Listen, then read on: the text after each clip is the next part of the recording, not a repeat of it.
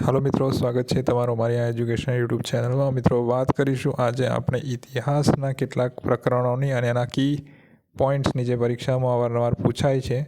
मित्रों, जो तमे जीसीआरटीनी बुक्स जे छे परीक्षा माटे वांचो छो तो 2016 पछीथी जे मंजूर बुक्स छे ए तमारे वांचवी जरूरी छे। इतिहास धोरण 11 આપણે વાંચવા જઈ રહ્યા છીએ। આ તમે બુક્સ જોઈ રહ્યા છો। આ બુક જે છે એ તમને जनरल पर्पज तैयारी माटे, सब्जेक्टिव तैयारी माटे खूब ज उपयोगी है, इम्पोर्टન્ટ है। अनुक्रमणिका तमे जोई रह्या छो ए प्रमाणे दरेके दरेक जे चेप्टर है ये परीक्षा में हमेशाथी पूछाતું રહ્યું છે। આપણે प्रथम जे चेप्टर है एनी बात करिए अहींया तो भारतनो प्राचीन इतिहास जाणवाना साधनों। पहला तो आपणे जे छे आना उपर एक विडियो बनाव्यो छे, तमे जोई लेजो जरूरथी। जेमां पण भारतना मतलब ओवरऑल जे इतिहास जे छे ए जाणवाना साधनों जे छे एनी वात एना उपर वात करेली छे, बराबर। तो एनी लिंक आपणे डिस्क्रिप्शन में मूकी देशुं अथवा तो तमे जईने जोई लेजो। अहींया वात करीए आपणे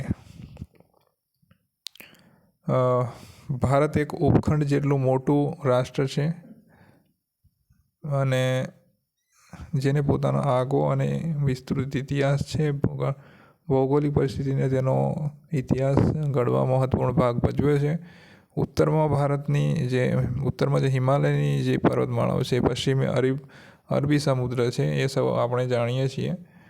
हिंद महासागर दक्षिण में छे अने पूर्व बंगाल में उपसागरथी घेरायेलुं आ राष्ट्र विशिष्ट भौगोलिक परिस्थिति धरावे छे अने महासागर अने पर्वतमालाओए भारतने सुरक्षित राख्युं छे।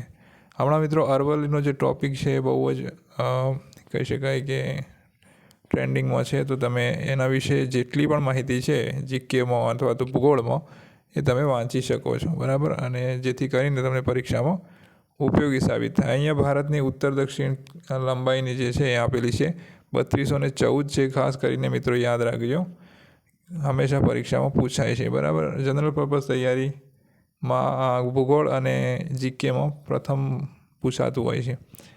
पूर्व पश्चिम जे लंबाई तमे कहेवाय पहोळाई कहेवाय ये 2933 किलोमीटर जेटली छे, बराबर। जमीन सीमा लगभग 9600 किलोमीटर है, बराबर। अने समुद्र सीमा लगभग 8000 किलोमीटर धरावे छे, बराबर। तो आ फैक्चुअल बेज जे प्रश्नों है ये जोड़का स्वरूपे अथवा तो तमने पूछी शके पीएसआई एलआरडी जेवी परीक्षाओं में, बराबर।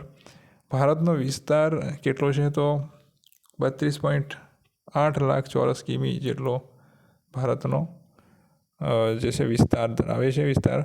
अने वरसाद, आबोहवा अने संस्कृति दृष्टिए विभिन्न प्रदेशों में एटलो बधो तफावत जोवा मळे छे कि भारत एक विशाल राष्ट्र नहीं परंतु अनेक देशोना बनेला एक उपखंड जेटलो देश छे। एटले मित्रों अहींया तमने दरेके दरेक परिस्थिति जोवा मळशे, दरेके दरेक ऋतु जोवा मळशे। एवा पण जेटला गामड़ा अथवा स्थळो छे ज्यां 24 कलाक वरसाद होय छे, एवा पण गामड़ा छे ज्यां 24 कलाक जे छे तमने गरमी अथवा तो कही शकाय रण प्रदेश जोवा मळशे।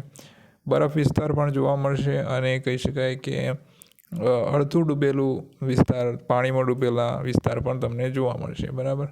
अने एवा पण गामड़ा छे ज्यां सतत वरसाद वरसे छे अथवा तो सतत कही शकाय के भेजवाळुं अथवा तो ह्यूमिडिटीथी भरेલું जे छे वातावरण होय छे। ज्यां केरळ जेटला क्षेत्रों छे अथवा तट विस्तारना कोरोमंडल तटना जेटला विस्तार छे ए विस्तारमां आवुं छे, बराबर। तो आ प्रदेश प्रादेशिक भिन्नता सांस्कृतिक दृष्टिए विविधता सभर बनी रही है, तेम छतां मोटे भागे एक विशाल सर्वसामान्य संस्कृतिनो भाग है। अनेक प्रजाति अने संस्कृतिओना समन्वयथी भारतनी महान संस्कृतिनो जन्म थयो छे। मोटा भागना लोको हमणां सुधी एम मानता हता के इतिहास में मात्र वंशावलीओ, युद्धों और राजा महाराजाओना विवरणों आपेला होय छे, परंतु हकीकतमां तेम नथी। इतिहास तेने मळेल अनेक विविध साधन सामग्रीनो वैज्ञानिक ढबे उपयोग करी एक लांबा समयगाळा सुधी राजकीय, सामाजिक अने आर्थिक सांस्कृतिक परिस्थितिओनुं मूल्यांकन करे छे। एटલું જ नहीं, ते घटनाओं केवी रीते बनवा पामी तेवो प्रश्न उठावी समाज पर पड़ेलो एनो प्रभाव जे छे स्पष्ट करे छे।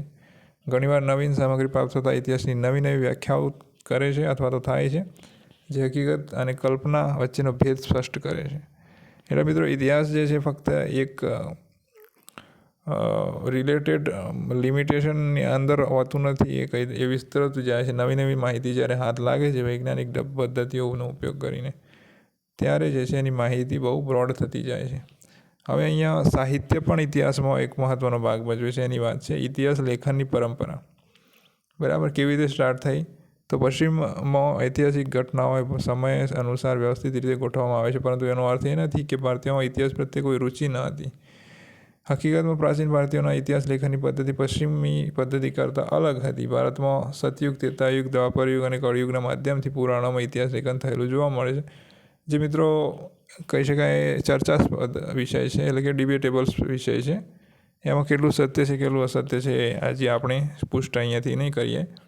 તેમાંથી શાસકો અને રાજવંશોની યાદી પ્રાપ્ત થાય છે. હા, સાહિત્ય જે છે એમાંથી કેટલુંક ઇતિહાસના કહી શકાય કે ઓથેન્ટિક પ્રૂફ મળે છે સાહિત્યમાંથી.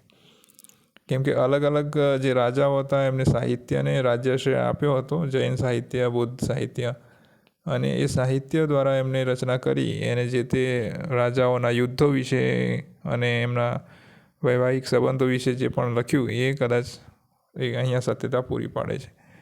બરાબર. તેમની સિદ્ધિઓ અને તેમની સાથે ઘટેલી ઘટનાઓ વિશેની ચર્ચા થઈ છે.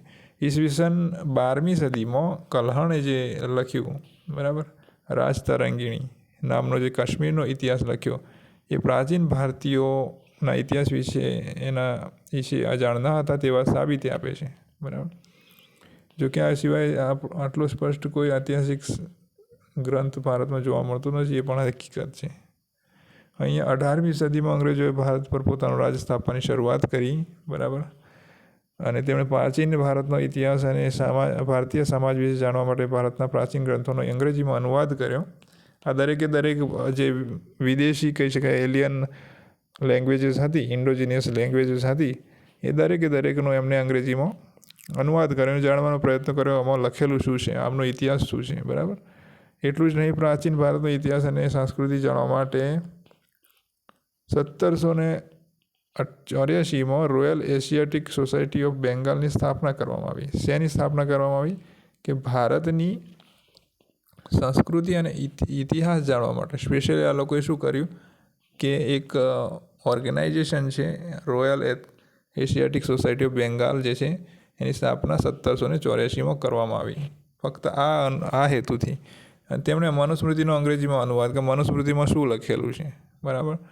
તો આપણે સૌ જાણીએ છીએ મનુસ્મૃતિમાં શું લખેલું છે, અને એનો અંગ્રેજીમાં અનુવાદ એમને કર્યો. તે દ્વારા જર્મન વિજ્ઞાન મેક્સ મુલરે ભારતની ઐતિહાસિક માહિતીનું નિરૂપણ કર્યું, જે એમની કહી શકાય કે કેટલાક ઉગ્રવાદીઓ કહી શકાય કે ઉગ્ર રાષ્ટ્રવાદીઓ હોય, જી મેક્સ મુલરની જે છે નિંદા કરતા તમને જોવા મળશે. બરાબર. સોશિયલ મીડિયામાં અથવા ક્યાંય જ્યાં ત્યાં.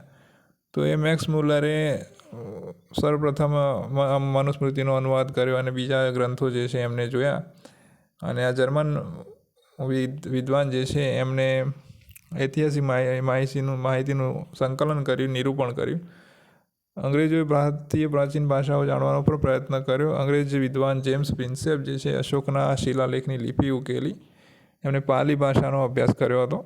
બરાબર. અને 1837માં એમને લિપિ જે છે અશોકની લિપિ જે છે અને અશોકના જે 14 કહી શકાય શિલાલેખ છે એની લિપિ ઉકેલી અને એમને જે આદેશો કર્યા હતા ધર્મ આદેશો, કે હવેથી પ્રાણીઓની હિંસા બંધ કરવામાં આવશે, હવેથી શાંતિ સ્થાપવાનો પ્રયત્ન થશે, આ બધું એમની આદેશ આપેલા હતા, 14 આદેશ. હવે દરેકે ભીખુઓને દાન આપવું પડશે, આવી કહી શકાય કે એમને આદેશો આપેલા હતા. એ ઉકેલવાનો પ્રયત્ન કર્યો. ત્યારબાદ વિન્સન્ટ આર્થર સ્મિથે ઇયર્લી હિસ્ટ્રી ઓફ ઇન્ડિયા લખ્યું, જેમ પ્રાચીન ભારતને લગતો સૌપ્રથમ આધારભૂત ગ્રંથ હતો. જો કે આ ગ્રંથ બ્રિટિશ દૃષ્ટિકોણથી લખાયેલો છે, જેમાં બ્રિટિશકારોના ગુણગાન કરવામાં આવે છે. તેમણે પ્રાચીન અને મધ્યકાલીન ભારતીય શાસન કરતાં બ્રિટિશ શાસનને વધારે ઉપયોગી ગણાવ્યું છે. મિત્રો, એક સીધી વાત છે કે અહીંયા કેવું છે કે જો કોઈ સભ્યતા પોતાના સભ્યતાના વારસદારોને કન્વિનિયન્ટ એટલે કે કહી શકાય કે મદદરૂપ સાબિત નહીં થતી. કન્વિનિયન્ટ એટલે કે એનો સમય જે છે મુશ્કેલીઓથી ભરેલો હોય તો એને સરળ નથી કરતો. તમે અત્યારના જમાનામાં જુઓ છો તો વિજ્ઞાન અને ટેકનોલોજીનો ઉપયોગ કરો છો. કોઈ પણ વસ્તુ તમારે ક્યાંય જવું છે તો તમારે ગાડી, બાઇક છે અથવા તો વિજ્ઞાનનો ઉપયોગ કરીને એને ઇઝી બનાવી દો છો, બરાબર. સમયને કાપીને તમે ઇઝી કરી દીધું. તો જો કોઈ સંસ્કૃતિ, સભ્યતા ત્યાંના વારસદારોને કન્વિનિયન્ટ પ્રોવાઈડ નથી કરતી, એટલે કે સરળતા પ્રોવાઈડ નથી કરતી, તો ઓબ્વિયસલી એ ગ્રેટ ના હોય, બરાબર. અને બ્રિટિશ શાસને શું કર્યું કે બ્રિટિશ શાસને રેલવે નાખી, સાહિત્યનો અભ્યાસ કર્યો. તમે જુઓ છો એ પ્રમાણે દરેક ભાષા ઉકેલી, દરેક લિપિ ઉકેલી દીધી અને અહીંયા કોર્ટ સ્થાપી દીધી. ભારતમાં પહેલાં ક્યાં કોર્ટ અથવા તો એવી પ્રણાલી હતી જ નહીં જ્યાં ન્યાય મળે. તો એમને દરેકે દરેક વસ્તુને ઊભી કરી દીધી. મતલબ કે સીધી વાત છે કે એ થોડા આગળ પડતા હતા બ્રિટિશ લોકો. અને યુદ્ધમાં પણ એમને તોપ અને જે કહી શકાય બંદૂકો જે છે એનો ઉપયોગ કર્યો, તો ઇઝીલી એ યુદ્ધ જીતી શક્યા તકનિક અને વિજ્ઞાનની મદદથી. તો અહીંયા સીધી વાત છે. અંગ્રેજો પોતાના દૃષ્ટિકોણથી ભારતનો ઇતિહાસ લખ્યો અને જીતનાર જે છે ઇતિહાસ લખતો હોય છે. તો અહીંયા જીત્યા અંગ્રેજો એટલે એમને ઇતિહાસ લખ્યો. તો ભારતના રાષ્ટ્રવાદીઓ તેમની સામે રાષ્ટ્રવાદી ઇતિહાસનું લેખન કરવાની જવાબદારી લીધી. તેમણે પ્રાચીન સંસ્કૃતિનું ગૌરવ વિશ્વ સમક્ષ મૂકવાનો પ્રયત્ન કર્યો. આવા બે મહત્વપૂર્ણ રાષ્ટ્રવાદી ઇતિહાસકારોમાં ડૉક્ટર R.G. ભંડારકર અને V.K. રાજવડેનો સમાવેશ થાય છે, બરાબર. સ્વતંત્રતા બાદ ભારતીય ઇતિહાસ લેખનમાં મહત્વપૂર્ણ પરિવર્તન આવી. ધીમે ધીમે રાજકીય ઇતિહાસને સ્થાને સામાજિક, આર્થિક અને સાંસ્કૃતિક ઇતિહાસ પર લખાણ વધવા લાગ્યું. A.L. Basham, the wonder that was India ના લેખક અને D.D. કોસાંબી. મિત્રો, આ ખાસ કરીને તમને આ બંનેના પુસ્તકો વાંચવા હું તમને કહું છું. D.D. કોસાંબીનો introduction in the study of Indian history જે છે એ તમારે ખાસ વાંચવાનું છે. કોઈ દિવસ મળે તો વાંચી લેજો. લેખક આ ક્ષેત્રે સૌથી અગત્યના ગણાય છે. ભારતીય ઇતિહાસની વસ્તુ આગળ જોઈએ કે અતીતના સંપૂર્ણ જ્ઞાન માટે વિદ્યાર્થીઓમાં જાગૃતિ આવે માટે પોતાના રાષ્ટ્રના પ્રાચીન સમાજ, ધર્મ અને રાજ્ય અને સંસ્કૃતિના વિશિષ્ટ તત્વોને આત્મસાત કરી શકે તેવી બાબતોનો ભારતીય ઇતિહાસના વિષય વસ્તુનો સમાવેશ કરવામાં આવે છે. છેક પાષાણ યુગથી લઈને 20મી સદી સુધીના ભારતની તારીખવાર માહિતી અને તેની સાથે સંકળાયેલ કાર્યકારણ સંબંધો ઇતિહાસનું વિષય વસ્તુ બને છે, બરાબર. એટલે મિત્રો, માત્ર આધુનિક ઇતિહાસમાં મોટી ઘટનાઓ નહીં પરંતુ નાની ઘટનાઓ પણ ઇતિહાસ બદલવામાં મહત્ત્વની ભૂમિકા ભજવતી હોય છે. તે પણ દર્શાવવું એ ઇતિહાસનું મૂલ્યવાન સર્જન ગણાય છે. કલા, સ્થાપત્ય, ધર્મ, વર્ણ, જાતિ વ્યવસ્થા, રાજવ્યવસ્થા, અર્થવ્યવસ્થા, વેપાર, વાણિજ્ય, આચાર વિચાર તેને લગતી વિચારસરણી ઇતિહાસનું વિષયવસ્તુ બન્યા છે. અનુક્રમે આપણે ભારતના પ્રાચીનના ઇતિહાસનું અધ્યયન કરવાનો પ્રયત્ન કરીશું. અહીંયા આગળ જોઈએ અલિખિત સાધનો અને લેખિત સાધનોમાં શું શું આવશે. તો પહેલાં તો લેખિત સાધનો અને લિખિત સાધનો બંને ભાગમાં વહેંચવામાં આવે છે ઇતિહાસ જાણવાના સાધનોમાં. અલેખિતમાં શું આવશે તો ઇતિહાસકારો પુરાતત્વીય સાધનોને અલિખિત સાધનો તરીકે ઓળખાવે છે, બરાબર. એટલે કે જે સ્ક્રિપ્ચર મળ્યા હોય, બરાબર, અથવા તો કોઈ શિલાલેખ મળ્યો હોય, પ્રાચીન પથ્થરો, ધાતુઓ, માટીના વાસણો મળ્યા હોય, મુદ્રાઓ, હાડપિંજરો, નિર્વંશશાસ્ત્રીય સાધનો વગેરે અલેખિત સાધનો કહેવામાં આવે છે. આ પ્રકારના સાધનોમાં કોઈપણ પ્રકારની લેખિત સામગ્રી મળતી નથી, પરંતુ દટાયેલા શહેરો, ગામડાઓ અને ઉપર જણાવેલ અલેખિત સાધનોમાં ઇતિહાસકારોમાં વૈજ્ઞાનિક ઢબે ઇતિહાસનું સર્જન કરે છે. કાર્બન ડેટિંગ કરશે મિત્રો, અને કાર્બન ડેટિંગની મદદથી કેટલું જૂનું છે એના ઉપરથી તમને ઇતિહાસ જાણવા મળશે. ઇતિહાસનો બહુ મોટો ભાગ આવા અલેખિત સાધનો દ્વારા તૈયાર થાય છે. પ્રાચીન ભારતના આવા ભૌતિક અવશેષોને અભ્યાસ પુરાતત્વશાસ્ત્રની મદદથી થાય છે. પુરાતત્વશાસ્ત્રીઓ આવા પ્રાચીન સ્થળોને શોધી કાઢી તેનું ઉત્ખનન એટલે કે ખોદકામ કરે છે અને અહીંથી મળેલા અવશેષોના આધારે સ્થળનો સમય, વીતેલા યુગના માનવીના જીવન અંગે ધારણાઓ કરી વૈજ્ઞાનિક ઢબે તેનો ઇતિહાસ સ્પષ્ટ કરે છે. આ પ્રમાણે પુરાતત્વશાસ્ત્રીઓ દ્વારા અનેક સાંસ્કૃતિક બાબતો શોધી કાઢવામાં આવી છે. 14 લાખ વર્ષ પહેલાં માનવીના પુરાવાથી લઈને હડપ્ય સમય સુધીના અનેક મોટા ગાળાનો ઇતિહાસ તે આલેખે છે. જેમ કે પૂરા પાષાણ યુગ, મધ્ય પાષાણ યુગ, નવ પાષાણ યુગ, તામ્ર પાષાણ યુગ, કાંસ્ય યુગ અને લોહ યુગ. આટલા યુગ મિત્રો આવેલા છે ઇતિહાસમાં, બરાબર. તો આ જે 6 જે છે કાળ જે છે એમાં વહેંચવામાં આવે છે. પછી આ ઉત્ખનન દરમિયાન મળી આવેલા અવશેષોનો સમય નક્કી કરવા માટે કેટલીક વૈજ્ઞાનિક પદ્ધતિઓ કરે છે, જેમાં સૌથી મહત્વપૂર્ણ છે રેડિયો કાર્બન 14 એટલે કે C14 એટલે કે કાર્બન ડેટિંગ, બરાબર, C14. આ પ્રમાણે કાર્બન 14 એ નામ એ તમામ પ્રકારના સજીવોમાં રહેલું છે. આ જે કાર્બન 14 છે એ તમામ પ્રકારના સજીવોમાં રહેલું છે. બરાબર. સજીવના મૃત્યુ બાદ કાર્બન 14 ફરીથી વાતાવરણ ભળવા લાગે છે. બરાબર. અને વાતાવરણમાં જે હદે ભળવી ચૂક્યો છે તે પરથી કોઈ પણ સજીવની ઉંમર નક્કી કરવામાં આવે છે. મિત્રો આ જે છે એક એવું તત્વ પણ છે કે જે તમે જ્યાં પણ રહ્યા હોય એ વર્ષો પછી પણ તમારો DNA અને એ જે છે ત્યાં જે જગ્યાએથી મળી આવે છે. બરાબર. એટલે તમે આટલા સમય સુધી રહ્યા છે એ પણ વૈજ્ઞાનિકો જે છે અત્યારે હાલની પરિસ્થિતિમાં એ કાઢી શકે છે, સમય કાઢી શકે છે કે તમે 4 વર્ષ સુધી આ જગ્યાએ રહ્યા, આ સ્થળે રહ્યા અને પછી તમે આ જગ્યાએ ગયા અને ત્યાં આ જગ્યાએ તમારું મૃત્યુ થઈ. એવી રીતે તમારે જે છે આ કાર્બન 14 જે છે એના મદદથી તમે શોધી શકો છો. વનસ્પતિ અવશેષો અને તેની સાથે પરાવિશ્લેષણની પદ્ધતિનો ઉપયોગ કરી તેની ઉંમર નક્કી કરવામાં આવે છે અને ભૂશાસ્ત્રીય અભ્યાસ ખડકો અને ખાણોમાંથી કેટલાક જૂના સમયમાં ધાતુઓ મળી આવી છે તે નક્કી છે. લેખિત સાધનોમાં 4 પ્રકારના છે. ધાર્મિક સાહિત્ય, ધર્મેતર એટલે ધર્મ સાહિત્ય સિવાયનું, સિક્કાઓ અને શિલાલેખો અને વિદેશી પ્રવાસીઓની પ્રવાસ નોંધો. બરાબર. ધાર્મિક સાહિત્ય શું હોય? તો ધાર્મિક સાહિત્ય કે જે તે વિસ્તાર હોય તો જે તે વિસ્તાર અથવા દેશની જે ધર્મ મેજોરિટી જે ધર્મ હોય એ ધર્મે જે સાહિત્ય લખ્યું હોય. બરાબર. ભારતની સંસ્કૃતિ વ્યાપકપણે ધર્મ સાથે સંકળાયેલી છે. આપણે સૌ જાણીએ છીએ અને ભારતના ધાર્મિક સાહિત્યમાં સૌથી જૂનું સાહિત્ય ઋગ્વેદ ગણાય છે, જેનો સમય ઈસવીસન પૂર્વે 1500થી ઈસવીસન પૂર્વે 1000નો માનવામાં આવે છે. હમણાં મિત્રો નવી જે એક થિયરી જે છે ઉમટીને આવી છે એ પ્રમાણે ઋગ્વેદ અને જે 4 વેદ છે એ એટલા પણ જૂના નથી, 1400-1200 વર્ષ જૂના છે. બરાબર. તો અત્યારથી લઈને કહી શકાય કે ઈસુની 10મી સદી પછી રચાયા હોય એવા અત્યારે એક નવી થિયરી આવે છે. પરંતુ એ આપણે ટેક્સ્ટબુક પ્રમાણે યાદ રાખીએ તો જેમાં 1028 અને સૂક્તો છે અને 10 મંડળ છે, એટલે પ્રકરણ 10 છે અને એમાં જે સૂક્ત જે છે એ મંત્રો જે છે એ કદાચ 1028 છે. બરાબર. અને આ પ્રશ્ન પરીક્ષામાં પૂછાયેલો છે. ઋગ્વેદ આપણને આર્યોની ધાર્મિક, સામાજિક, રાજકીય અને સંસ્કૃતિ માહિતી પૂરી પાડે છે. મિત્રો ટેક્સ્ટબુક્સમાં આર્યન ઇન્વેઝન થિયરી જે છે, આર્યન ઇન્વેઝન થિયરી એના વિશે પણ અહીંયા પુષ્ટિ કરવામાં આવી છે કે આર્યો ભારતમાં આવ્યા હતા. બરાબર. અને ઋગ્વેદકાલીન ભારતને આપણે વેદકાલીન ભારત પણ કહીએ છીએ. ઋગ્વેદ સિવાય અન્ય 3 વેદોની રચના થયેલ છે, જે એટલે કે વેદોની કુલ સંખ્યા 4 છે. બરાબર. યજુર્વેદ, સામવેદ, અથર્વવેદનો સમાવેશ થાય છે. આ ત્રણેય વેદો ઋગ્વેદ પછીના સમયગાળામાં રચાયા છે. આ ત્રણેય વેદોમાં મંત્રો, પ્રાર્થનાઓ, અનુષ્ઠાનો અને સાંસારિક બાબતોનો સમાવેશ છે. સાથે સાથે કર્મકાંડો પણ એમાં આપેલા છે. બરાબર. પશ્ચાત વૈદિક સાહિત્યમાં બ્રાહ્મણ ગ્રંથો, આરણ્યકો, મહાકાવ્યો, ઉપનિષદો, પુરાણો તેમજ જૈન અને બૌદ્ધ ધર્મના ધાર્મિક ગ્રંથોનો સમાવેશ થાય છે. તેની સાથે ધર્મસૂત્રોનો પણ સમાવેશ થયો છે. આ ઉપરાંત મહાકાવ્યમાં રામાયણ અને મહાભારત બહુ જ અગત્યના છે. ઇન્ડીડ એ મિત્રો રામાયણ અને મહાભારત બહુ અગત્યના મહાકાવ્યો છે સાહિત્યની દ્રષ્ટિએ. બરાબર. ના કે પૌરાણિક દ્રષ્ટિએ. પુરાણો પણ ઐતિહાસિક સામગ્રીથી ભરપૂર છે. જો કે પુરાણોનો રચનાકાળ બહુ સ્પષ્ટ થતો નથી. અહીંયા સ્પષ્ટ લખ્યું છે કે એનો રચનાકાળ જે છે બહુ સ્પષ્ટ નથી.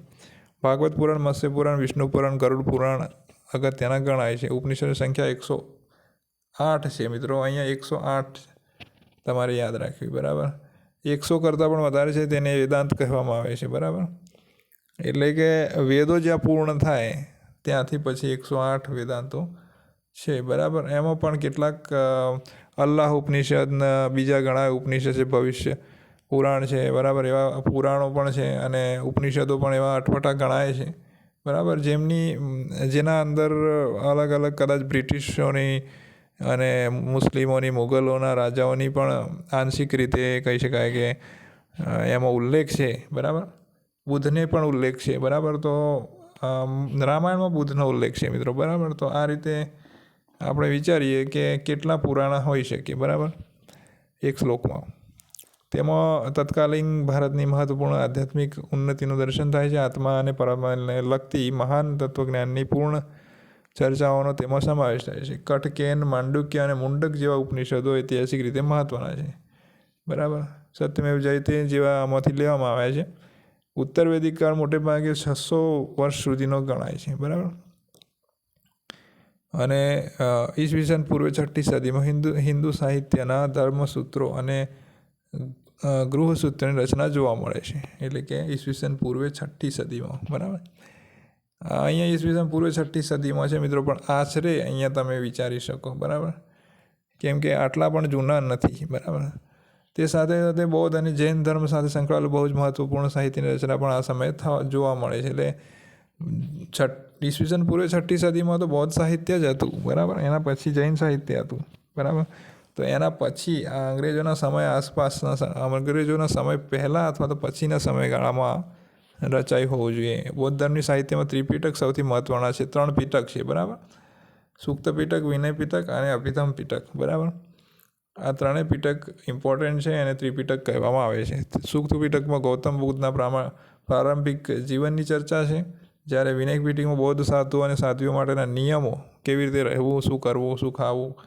બરાબર. અને અભિધમ પિટકમાં બૌદ્ધ તત્વજ્ઞાન જોવા મળે છે, કે એક પ્રકારની ફિલોસોફીઝ અને જાતક કથાઓ ને એવું બધું જોવા મળશે. બરાબર. આ સિવાય બૌદ્ધ સાહિત્યમાં જાતક કથાનું બહુ અગત્યનું સ્થાન છે. બરાબર. જ્ઞાન બહુ અગત્યનું છે. જૈન ધર્મની ધાર્મિક સાહિત્યના આગમ ગ્રંથો કહેવામાં આવે છે. આ 24 જેટલા જે તીર્થંકરો થયા, જૈન તીર્થંકરો, એમના તત્વજ્ઞાન પૂર્ણ જે ચર્ચાઓ છે, એમની ફિલોસોફી. બરાબર. જૈન અને જે બૌદ્ધ સાહિત્ય છે એ બંને ધર્મો નિરીશ્વરવાદી છે, એટલે ઈશ્વરને માનતા નથી, અને એવા જ એમની વાર્તાઓ અને એમનું તત્વજ્ઞાન રહેલું છે. બરાબર. એમનું દર્શન એ પ્રકારનું રહેલું છે. ત્યારે બીજું સંકલન ઈસવીસન 6ઠ્ઠી સદીમાં ઈસવીની 6ઠ્ઠી સદીમાં ગુજરાતમાં વલ્લભીમાં થયું હતું. બરાબર. તો વલ્લભી પણ આપણા ગુજરાતમાં સૌથી મોટી એવી વિદ્યાપીઠ હતી. બરાબર. અને યુએન સાંગે એની મુલાકાત લીધેલી હતી. ધર્મેતર સાહિત્ય જે છે એમાં મોટે ભાગે સ્મૃતિ ગ્રંથો, સંહિતાઓ, નાટકો, ઇતિહાસ ગ્રંથોનો સમાવેશ થાય છે.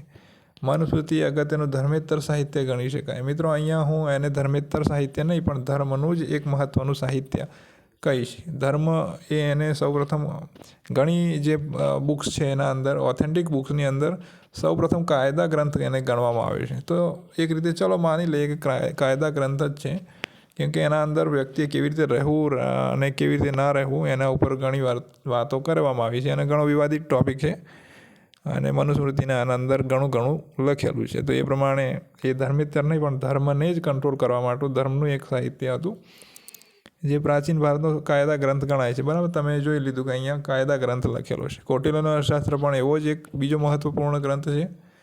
બરાબર. અને મૌર્યકાલીન ભારતીય રાજનીતિક વ્યવસ્થા, અર્થવ્યવસ્થા અને રાજ્યના વિશેષ રૂપની માહિતી તેમાંથી મળે છે. પાણિનીએ રચેલ અષ્ટાધ્યાયી નામનો સંસ્કૃત ગ્રંથ જે છે, સંસ્કૃત વ્યાકરણનો ગ્રંથ છે, સૌથી પ્રાચીન અને મહત્ત્વપૂર્ણ ગ્રંથ છે. ત્યાર પછી ઈસવીસન પૂર્વે 6ઠ્ઠી 5મી સદીમાં થઈ હોવાનું વિદ્વાનોમાં માનવામાં આવે છે. એમાં પણ મિત્રો વાદ વિવાદ છે. બરાબર.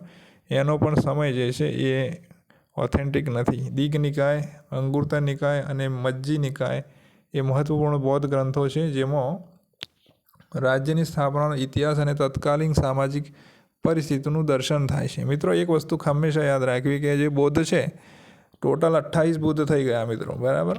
અને જે બુદ્ધના માતા પિતા હતા, બરાબર, એ પણ બૌદ્ધ અગાઉના જે પૂર્વ બુદ્ધો જે છે એમાં માનતા હતા. બરાબર. તો બુદ્ધ પહેલાં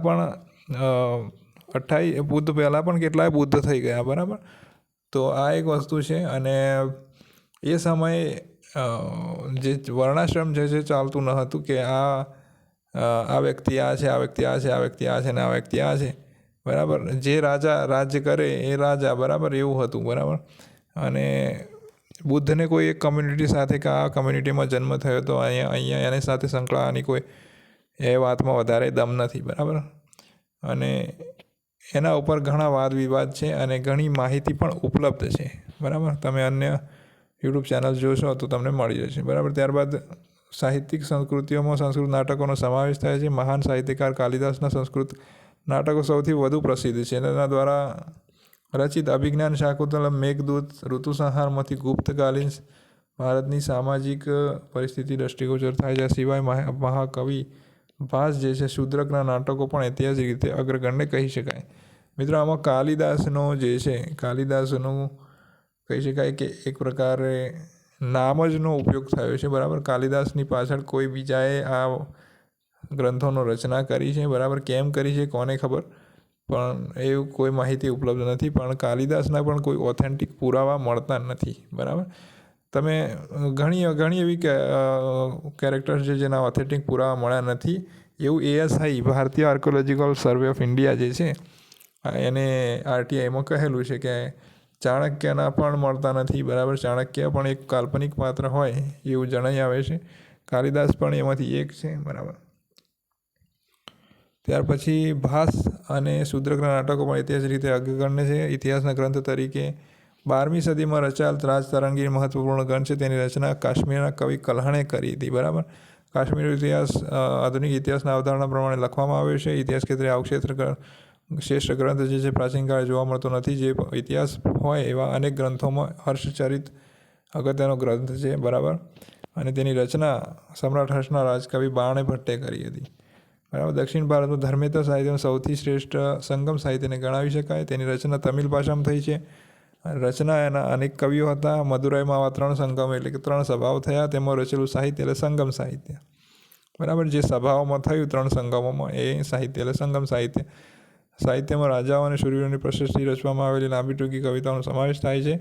રાજધર્મમાં જે ગાવામાં આવતી હતી. અને આ સાહિત્યમાં શીલપદ, ગારમ અને મણિમેખલાઈ જેવા વિખ્યાત જે છે મહાકાવ્યોનો પણ સમાવેશ થાય છે. ઈસવીસન પૂર્વે 300થી લઈને ઈસવીસન 300 સુધીના સમયગાળા દક્ષિણ ભારતીયના રાજકીય, સામાજિક, આર્થિક અને સાંસ્કૃતિક પરિવેશને સમજવા માટે સંગમ સાહિત્ય સૌથી શ્રેષ્ઠ છે. એટલે કે આ 300થી લઈને આ 300 સુધી, ઈસવીસન પૂર્વે 300થી લઈને ઈસવીસન 300 સુધીના સમયગાળાને સમજવા માટે સંગમ સાહિત્ય શ્રેષ્ઠ માધ્યમ છે, બરાબર. સંગમ સાહિત્યમાં કરવામાં આવેલા વર્ણનોનું સમર્થન પુરાતત્વશાસ્ત્રીઓ તેમજ વિદેશી પ્રવાસીઓ પણ કર્યું છે, બરાબર. સિક્કાઓ અને શિલાલેખો. સિક્કાઓ ઇતિહાસમાં જાણવા માટેનું બહુ જ મહત્ત્વનું અને અગત્યનું સાધન છે. અને સિક્કાઓના અભ્યાસને મુદ્રાશાસ્ત્ર ન્યુમિસ્ટેટિક કહે છે. અને આ સિક્કાઓનો સમય, તેની લિપિ અને તેની ધાતુઓ વગેરે અધ્યયન કરી ઇતિહાસ તારવી આપે છે. સિક્કાઓ પરથી જોવા મળતા પ્રતીકો અને ચિત્રોની મદદથી ઇતિહાસ જાણવા મળે છે. ભારતમાં સૌથી જૂના સિક્કા પંચમાર સિક્કાઓ છે. તે ચાંદી અને તાંબાના બનેલા હતા અને તેનો સમયગાળો ઈસવીસન પૂર્વે 5મી સદીનો ગણાય છે. એટલે મિત્રો આપણો જે ઓવરઓલ ટોટલ ઇતિહાસ જે છે એ 5મી સદી પૂર્વે 5મી સદી સુધીનો જ છે, એનાથી અગાઉનો નથી, બરાબર. અને એ બુદ્ધનો સમય છે, બરાબર. આ સિક્કાઓ જુદા જુદા આકારના હતા. સિક્કાઓની જેમ શિલાઓ પણ પથ્થર અને કોતરવામાં આવેલા લેખો ઇતિહાસ જાણવાના અગત્યના સાધનો છે. કવિઓ દ્વારા રાજાઓની પ્રશસ્તિ એટલે કે એક રીતે વખાણમાં લખાયેલા લેખોને પ્રશસ્તિ કહે છે. ભારતમાં સૌથી જૂના શિલાલેખો અશોકના સમયના છે. શિલાલેખોના પ્રાકૃત ભાષામાં બ્રાહ્મી લિપિમાં લખાયેલા જોવા મળે છે. એટલે કે સૌ પ્રથમ તમે જુઓ કે પ્રાકૃત ભાષા હતી. આ પ્રકારની તમે અહીંયા સિક્કામાં તમે જુઓ છો એ પ્રમાણની ડિઝાઇન હતી અને એમના અક્ષરો હતા. અને એમાં પણ બ્રાહ્મી લિપિ હતી. ભાષા પ્રાકૃત, બરાબર, અને લિપિ બ્રાહ્મી, બરાબર. એ જ રીતે પાલી ભાષા અને લિપિ બ્રાહ્મી એવું પણ હતું. સાથે સાથે ઉત્તર પશ્ચિમ ભારતમાં મળી આવેલ શિલાલેખોની લિપિ ખરોષ્ટી છે, બરાબર. તેમજ અફઘાનિસ્તાનથી મળી આવેલ શિલાલેખો આરામી એટલે કે ગ્રીક લિપિમાં મળી આવે છે. મિત્રો અહીંયા ઇતિહાસનો સીધો સંબંધ છે લિપિ સાથે. તમે કઈ લિપિમાં, દેવનાગરી લિપિમાં લખો છો, શેમાં લખો છો, અને કઈ હિન્દી ભાષામાં લખો છો અને દેવનાગરી લિપિમાં લખો છો, એ બહુ ઇમ્પોર્ટન્ટ છે ઇતિહાસ માટે. જેમ શિલાલેખ જે છે એમાં અશોકના શિલાલેખની ભાષા ઉકેલવાનો જે શ્રેય જે છે જેમ્સ પ્રિન્સેપને ફાળે જાય છે. તેમણે 1827માં આ અશોકના શિલાલેખોની બ્રાહ્મી લિપિને ઉકેલી અને બ્રાહ્મી લિપિ ડાબેથી જમણે લખાતી હતી. મિત્રો ઘણી એવી લિપિ છે અને ભાષાઓ જે છે એની શરૂઆત ડાબેથી જમણે લખાય છે, બરાબર. અને ખરોષ્ટી લિપિ જમણેથી ડાબે લખાતી હતી, બરાબર. આ થઈ. હવે ખરોષ્ટી લિપિ હતી એ જમણેથી ડાબી લખાતી હતી, બરાબર. તો આ રીતે હોય. અહીંયા તમારી દૃષ્ટિથી હું અહીંયા સામે ડ્રો કર્યું છે, બરાબર. અને અશોકના શિલાલેખોની સંખ્યા 25 કરતાં પણ વધારે છે. તેમાંથી આપણને તેની વહીવટી, રાજકીય, ધાર્મિક નીતિઓનો ખ્યાલ મળે છે. સાતવાહન રાજવીઓએ પણ કૌશલ્ય લેખો છે કોતરાવ્યા હતા, જે નાસિકની આસપાસ મળી આવ્યા છે, બરાબર. અને અશોકના શિલાલેખ પછી મળી આવેલા શિલાલેખો વ્યક્તિગત અને સરકારી એમ બંને પ્રકારના અભિલેખ મળે છે. જેમ અભિલેખો પ્રશસ્તિ તરીકે પ્રાપ્ત થયા છે. તેનું સૌથી મોટું ઉદાહરણ હરિશેન દ્વારા જે રચિત સમુદ્રગુપ્તનો પ્રયાગ અભિલેખ છે, બરાબર. તો હરિશેન એક એમના કવિ હતા અને સમુદ્રગુપ્તનો પ્રયાગ અભિલેખ જે છે એ મળ્યો છે. આ અભિલેખ અશોક સ્તંભ પર ઉત્કીર્ણ કરેલ છે. આવું બીજું ઉદાહરણ રાજા ભોજનો ગ્વાલિયર પ્રશસ્તિ લેખ છે, રાજા ભોજનો પ્રશસ્તિ લેખ. આ સિવાય કલિંગ રાજા ખારવેલનો હાથી ગુફા અભિલેખ, ગૌતમીનો નાસિક ગુફા અભિલેખ, બરાબર, નાસિક ગુફા અભિલેખ, અને બંગાળના રાજા વિજયસેનનો દેવપાડાનો અભિલેખ, બરાબર. ચાલુક્ય રાજકીય પુલકેશી બીજાનો એહોલનો અભિલેખ ખૂબ જ મહત્ત્વના અભિલેખો છે મિત્રો. આ ખાસ યાદ રાખજો કે જેટલા પણ અભિલેખોની અહીંયા વાત કરી, બરાબર, ખારવેલનો, બરાબર, પછી ગૌતમીનો નાસિકનો, બરાબર, બંગાળના રાજા જે વિજયસેનનો દેવપાડાનો અભિલેખ, ચાલુક્ય રાજકીય પુલકેશી બીજાનો એહોલનો અભિલેખ, બરાબર. તો આ ઇમ્પોર્ટન્ટ છે, પરીક્ષામાં પૂછાશે. તામ્રપત્ર પર જે ઇતિહાસ જાણવાનું મહત્ત્વનું સાધન કયું છે? તામ્રપત્ર, બરાબર. હવે ભૂમિદાન પત્રો તાંબાના પત્ર પર લખવામાં આવતા. કોઈ રાજા જે છે કોઈને ભૂમિ આપતો અથવા તો કોઈ શહેર આપતો, ગામડો આપતો, તો એ તાંબાના પત્ર ઉપર લખીને આપતો, બરાબર. તો આ તાંબાના પત્ર જે છે એ પણ એક સાહિત્ય જાણવાનું સારું એવું ઇતિહાસ જાણવાનું સારું એવું સાધન છે, બરાબર. અને વ્યક્તિગત અભિલેખો મોટે ભાગે મંદિરોમાં જોવા મળે છે અને તેના પર દર્શાવેલ તારીખ ક્યારે બન્યા હતા તેની માહિતી આપે છે. તેની સાથે તેમાંથી ભાષા માહિતી સારી સાંપડે છે. ગુપ્તકાળ અભિલેખો સંસ્કૃતમાં જોવા મળે છે ગુપ્તકાળના, અને વિદેશોમાંથી પણ મળી આવેલા અભિલેખોમાં ભારતનો ઇતિહાસ જાણી શકાય છે. એશિયામાંથી માઇનોર એટલે કે તુર્કીમાં આવેલ બોગજ કોઈ નામના સ્થળેથી 1400 અભિલેખ મળે છે. કેટલા? તો ઈસવીસન પૂર્વે 1400નો અભિલેખ એમાં એક મળેલો છે, બરાબર. અને જેમાં વૈદિક દેવતાની નોંધ કરવામાં આવી છે. પર્સિપોલિસ અને બ્રહિસ્ત્રુન અભિલેખો દ્વારા પણ ભારત પર થયેલ ઈરાની આક્રમણની માહિતી મળે છે, બરાબર. અને ઇજિપ્તના તેલ અમરનામાંથી મળેલ માટીની તખ્તીઓ પર ઈરાન અને ભારતના રાજવીઓ જેવા બેબીલોન રાજાઓના નામ જોવા મળે છે. બેબીલોનના રાજા જે છે એમના વચ્ચે ખાસું સામ્ય છે, બરાબર.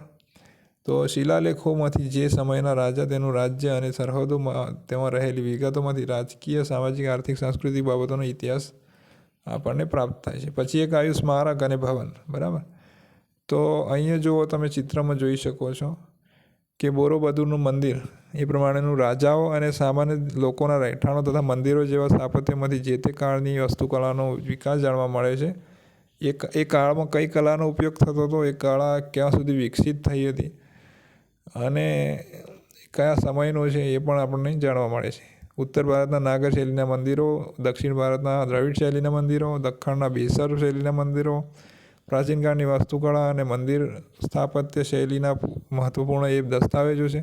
સ્તૂપો હોય, ચૈત્ય હોય, વિહારો હોય અને મંદિરો ભારતની સાથે સાથે દક્ષિણ પૂર્વ એશિયા અને મધ્ય એશિયાના વિસ્તારો સુધી જોવા મળે છે. ક્યાં સુધી જોવા મળે છે? સ્તૂપો, ચૈત્ય, વિહારો છેક મધ્ય એશિયાના વિસ્તારો સુધી, બરાબર. જાપાન સુધી જોવા મળે છે, જે ભારતની સંસ્કૃતિનો પ્રચાર સ્પષ્ટ કરે છે. અને ઈસવીસનની 9મી સદીમાં જાવામાં બંધાયેલ બોરોબદુરનું મંદિર તેનો મહત્ત્વનો પુરાવો છે, મહાન પુરાવો છે, બરાબર. તો આ ક્યાં આવ્યું? જાવામાં આવ્યું, બરાબર.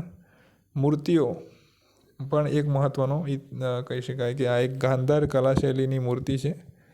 ઇતિહાસ જાણવા મૂર્તિઓ અત્યંત જરૂરી છે. કુષાણ, ગુપ્ત અને ગુપ્તકાળ પછી મોટા પ્રમાણમાં મૂર્તિ સ્થાપત્ય જોવા મળે છે. મિત્રો, સૌ પ્રથમ મૂર્તિ સ્થાપન જ એક એવું કળા હતી જે ઘણું બ્રોડલી ફોલો થયું છે અને ઉપયોગમાં લેવાયું છે. અને બુદ્ધની મૂર્તિઓ સૌ પ્રથમ અને સૌથી વધુ વખત જોવા મળતી અત્યારે પણ નીકળે છે, બરાબર. તો મૂર્તિ સ્થાપત્ય સૌથી વધારે ઉપયોગમાં લેવાયેલી કળા છે. કુષાણ યુગની મૂર્તિકળા વિદેશી પ્રભાવ સ્પષ્ટ દેખાય છે. મૂર્તિકલામાં ગાંધાર કલા શૈલી અને મથુરા કલા શૈલી સર્વશ્રેષ્ઠ છે. બંને યાદ રાખજો, ગાંધાર કલા શૈલી છે અને મથુરા કલા શૈલી છે, બરાબર, મૂર્તિકલામાં. અને સાચી અમરાવતી, ભારહૂત અને બોધગયામાં મળેલી મૂર્તિઓ કલાનો વિકાસ સ્પષ્ટ કરે છે. ચિત્રકલા છે. ત્યારબાદ ચિત્રકલાનું આવ્યું. ચિત્રકલા જે છે છેક પાષાણકાળથી ચિત્રકલા ભારતીય ઇતિહાસ જાણવાનું મહત્વપૂર્ણ માધ્યમ છે. તેનો ઉત્તમ નમૂનો ભીમબેટકાની જે ગુફા ચિત્રો છે, જે કહી શકાય કે આવી આદિવાસીઓને શિકાર કરતી, બરાબર, કોઈ મોટા પ્રાણીને શિકાર કરતી એવી કૃતિઓ છે. તો એ આદિ માનવે બનાવેલી હોય એવું લાગે છે. ગુપ્તકાળમાં આ કલાનો ઉત્તમ વિકાસ થયો. અજંતાના વિશ્વવિખ્યાત ચિત્રોનો ચિત્રકલાની ઉન્નતિનું ચરમબિંદુ કહી શકાય. ઇલોરા, બાગ વગેરે સ્થળેથી પણ ચિત્રકલાના અનેક પુરાવા મળે છે. બરાબર. અજંતા, ઇલોરા જે પણ એક રીતે મિત્રો બૌદ્ધ ગુફાઓ છે ત્યાંથી મળે છે ચિત્રકલા. વિદેશી મુસાફરોના વૃત્તાંત. તો પ્રાચીન કાળથી વિદેશો સાથે સંપર્કમાં ભારત રહ્યું છે અને અનેક વિદેશીઓ ભારતમાં આવતા રહ્યા છે, જેમણે ભારત વિશે જે કંઈ લખ્યું છે તે પણ ઇતિહાસ જાણવાના મહત્વપૂર્ણ સાધનોમાં સ્થાન પામે છે. ભારતમાં પ્રાચીન ભારતમાં ગ્રીસ, રોમ અને ચીનમાંથી યાત્રાળુઓ અહીં આવતા. મિત્રો આવતા જ નહીં, અહીંયા 14 વર્ષ ભણી અને અહીંયાની જે કહી શકાય મહાન વિદ્યાપીઠો હતા ત્યાંની મુલાકાત લેતા હતા અને ત્યાં રહેતા હતા, ખાવાનું ખાતા હતા, પીતા હતા અને 14 વર્ષ સુધી ભણીને પોતાના સ્થળે જતા હતા. બરાબર. યુએન સાંગ જ 657 જેટલી પુસ્તકો અહીંયાથી લઈ ગયો હતો. બરાબર. તો એ રીતે અહીંયા ત્યાર પછી આપણે વાત કરીએ તો કેટલાક રાજદૂતો હતા, તો કેટલાક ધર્મના અભ્યાસ માટે આવેલા, તો કેટલાક વેપાર વાણિજ્યનો હિસ્સો બનીને આવ્યા હતા. આ બધાએ ભારત સાથે ઘણું બધું લખાણ કર્યું છે. આમ આપણે એમના નોટ્સ આપણે જોવા જોઈએ. બરાબર. ઈત્સિંગની ભારત યાત્રા, યુએન સિંઘની ભારત યાત્રા. બરાબર. ત્યારબાદ ઇબ્ન બતુતા, પેરીપ્લસ, ઘણાએ હતા. બરાબર. મેગસ્થનીઝ હતો. બરાબર. એવી રીતે પછી આમ આપણે સ્થાનિક સાહિત્ય અને વિદેશીઓને લખેલી પ્રવાસ નોંધોને મેળવવા માટે ઇતિહાસનો વધુ સ્પષ્ટ રીતે એમનો કહી શકાય કે વધુ સ્પષ્ટ ઇતિહાસ લખી શકીએ છીએ. ચંદ્રગુપ્ત મૌર્યના શાસનમાં સેલ્યુકસ નિકેટરનો રાજદૂત મેગસ્થનીઝ ભારતમાં આવીને વસ્યો. તેણે ભારત વિશે ઇન્ડિકા નામનો મહત્વપૂર્ણ ગ્રંથ રચ્યો હતો. જો કે આ મૂળ ગ્રંથ ઉપલબ્ધ થતો નથી, પરંતુ તેના પછીના ગ્રીક લેખકોએ તેના ગ્રંથોમાં ઇન્ડિકાનો સંદર્ભ ન ટાંક્યો છે. મિત્રો, ઇન્ડિકા જે છે તમને મળી રહેશે ઇન્ટરનેટ ઉપરથી અને એના અંદર કોઈ પણ વર્ણાશ્રમની વાત થયેલી નથી. એમાં 7 પ્રકારના વર્ગ સમૂહ જે છે, સેનાપતિ હોય, કિસાન હોય, મજદૂર હોય, રાજા હોય, અધિકારી હોય. બરાબર. એવા 7 સમૂહોનો ઉપયોગ એને વર્ણન કર્યું છે જે ભારતમાં ઉપલબ્ધ હતા. કોઈ વર્ણાશ્રમ હતું નહીં. બરાબર. 1, 2, 3, 4 એવા 4 વર્ણો ક્યાંય હતા નહીં. બરાબર. એ સમયે આ તો પછીથી ઊભું થયું છે. બરાબર. ઇન્ડિકા પછી તો અહીંયા એવી વાત છે. ત્યાર પછી આ મૂળ ગ્રંથ ઉપલબ્ધ થતો નથી. બરાબર. હા, પણ ઇન્ડિકાનો સંદર્ભ અવારનવાર ટાંકવામાં આવે છે. ઇન્ડિકામાં ચંદ્રગુપ્ત મૌર્યની શાસન વ્યવસ્થા, ભારતની સમાજ વ્યવસ્થા અને વેપાર વાણિજ્ય જેવી આર્થિક બાબતે મૂલ્યવાન માહિતી પ્રાપ્ત થાય છે. બરાબર. આ છે યુએન સાંગ મિત્રો. બરાબર. ભારતની મુલાકાત લીધી હતી, ગુજરાતની મુલાકાત લીધી હતી. ઈસવીસનની પ્રથમ અને બીજી સદીમાં પણ ગ્રીક અને રોમન લોકોએ ઘણા બધા ભારતીય વેપારી મથકો અને અગત્યના બંદરો વિશે માહિતી આપી છે. તેમણે ભારત અને રોમ વચ્ચે થતા વેપારનો વિસ્તૃત અહેવાલ આપ્યો છે. આવા ગ્રંથોમાં ટોલોમીનું નેચરલ જિયોગ્રાફી અને પ્લિનીના ગ્રંથો મહત્ત્વના છે. આ સિવાય પેરીપ્લસ જે આપણે વાત કરી, પેરીપ્લસ ઓફ ધ ઓરિથિયન સી ખૂબ જ મહત્ત્વનો ગ્રંથ છે. બરાબર. અને તે કોઈ અજ્ઞાત લેખકે ભારતીય બંદરો વિશે લખ્યો છે. બૌદ્ધ ધર્મના આકર્ષણને ચીનના યાત્રીઓ ભારતમાં આવ્યા હતા. આ પ્રવાસીઓમાં ફાહિયાન, યુએન સાંગ, ઈત્સિંગ મુખ્ય હતા. બરાબર. અને તેમણે ભારતના બૌદ્ધ તીર્થ સમ્રાટ હર્ષવર્ધન, નાલંદા વિશ્વવિદ્યાલય, તત્કાલીન ભારતીય સમાજનું આખું દેખ્યું જે વિસ્તૃત ચિત્રણ જે છે આમાં કરેલું છે. એમાં મિત્રો આ લોકોએ કેટલા કિલોમીટર અથવા કેટલા મીટર અહીંયાથી દૂર છે એ પણ એમને લખ્યું હતું. કઈ જગ્યા આગળ કઈ નદી આવે છે, કયો ઘાટ છે, કયો બંદર છે અને કઈ જગ્યાએ શું થાય છે, શેનો વેપાર વધારે છે, કયા લોકો વધારે વસે છે, હિન્દુ, મુસ્લિમ કયા લોકો વધારે વસે છે, અથવા તો કયા દેવતાની પૂજા કરે છે, એ પણ એમને લખેલું છે. મિત્રો, આપણે નેક્સ્ટ વાત કરીશું ભાગ 2 એટલે કે ચેપ્ટર 2ની હડપ્પીય સભ્યતા વિશે. ત્યાં સુધી આ વિડીયોને વધુ લાઈક કરજો. ધન્યવાદ.